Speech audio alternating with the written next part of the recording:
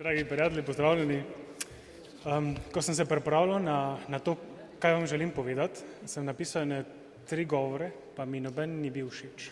Potem sem pa poslušal gospod Drobnič, pa se mi je v trenutku osvetlil, da jaz vam hočem v bistvu to povedati. Zbudite se, krščanski demokrati. Zakaj? Že pred drugo svetovno vojno, ta zadnje volitve, veste, koliko so krščanski demokrati dobili? 78%. 78% ljudi v Sloveniji je glasovalo za krščanske vrednote. Potem se je zgodila Jugoslavija, potem se je zgodila osamosvojitev in potem smo zdaj spet mi na vrsti. Hvala Bogu ste nekateri ohranili trezne glave, kljub indoktrinaciji, kljub komunizmu in tako dalje. Pa kljub vsemu se takrat niso krepili krščansko-demokratske vrednote in je težko zgraditi na novo neko politično generacijo, ki bi lahko to državo zares postavila na noge. Zato logično imamo nekaj stvari postavljenih na pol. Imamo luknje v šolstvu, imamo luknje v zdravstvu, imamo luknje praktično povsod in veliko barab na vrhu. In se jaz včasih vprašam, kje je ta ljubezen do domovine, ki bi morala te ljudi voditi naprej.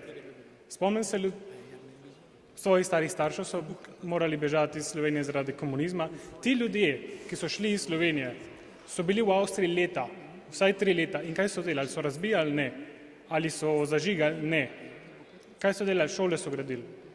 Oziroma so imeli šole, če si ti končal begunsko šolo, si lahko šel na avstrijsko univerzo.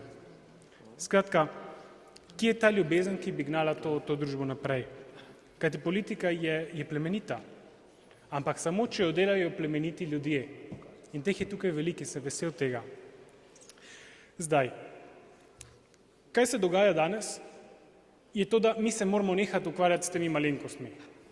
Zbuditi se moramo, krščanski demokrati, ker mediji nam servirajo malenkosti, ampak te velike stvari, migrantska kriza, 60 milijonov ljudi je tukaj pred Evropo, ki bi radi prišli. Evropska unija je, kot smo slišali, v slabem položaju.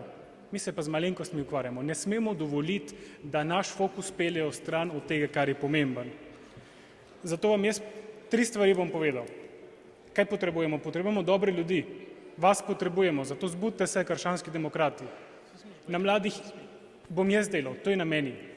Da jaz izobražujem mlade, da bodo dobri predstavniki te politične opcije. Drugo, veliko nas mora biti, zato ker moramo na volitvah zmagati. In tretje, radi se moramo imeti.